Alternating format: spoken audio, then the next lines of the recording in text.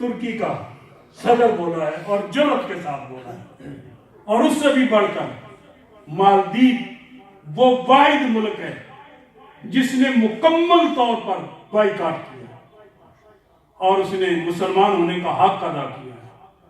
افسوس یہ ہے کہ ہمارے اسلامی ممالک کے سربراہوں میں سے امام کعبہ کو بھی اللہ نے یہ زبان نہیں دی کہ وہ اپنے خطبے کے اندر ان کے ساتھ اپنی محبتوں کا اظہار تو کرتا.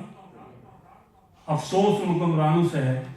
خوش نصیب ہیں وہ لوگ جو یہاں سے چل کر لندن گئے، کم از کم انہوں نے غیرت ایمانی کا مظاہرہ کیا.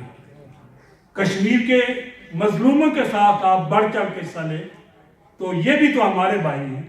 جس طرح ان پہ ظلم ہوا ہے ان پہ ظلم ہوا ہے. ہمیشہ میں کہا کرتا ہوں ہاتھ اٹھاؤ دونوں. آج میں آپ کو ہاتھ نہیں، کھڑے ہو کر میں ان کو سب کھڑے ہو جائیں اور اپنی محبتوں کا انداز اس طرح پیش کریں کہ مولا ہمارے پاس اور تو کچھ نہیں ہے، پر ہم اپنے ان بھائیوں کے ساتھ اپنی ہمدردی، محبت، اخوت کا اظہار کرتے ہیں.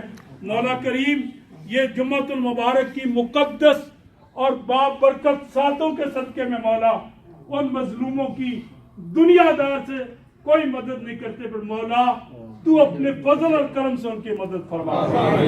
مولا ان کی دست غیب سے مدد فرما.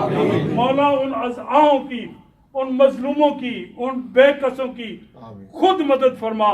مولا جس طرح تو نے کعبے کی محافظت کی تھی، یا پاک پروردگار تو اپنے گھر کی محافظت کر سکتا ہے، اپنے بندوں کی بھی محافظت فرما. مولا ان کا کوئی قصور نہیں، انہوں نے تیرے اور تیرے حبیب کے نام پر اسلام قبول کیا ہے. مولا اسلام کی عظمت کے صدقے میں، اپنے محبوب کی رحمت کے صدقے میں، عثمان کی شہادت کے صدقے میں، کربلا والوں کے صدقے میں، نبی پاک کی آل کے صدقے میں مولا ان کی مدد فرما. اور جنہوں نے مولا ہاتھ اٹھائے اپنی ہمدردی کا اظہار کیا، مولا دونوں جہانوں کی عزتوں سے نواز.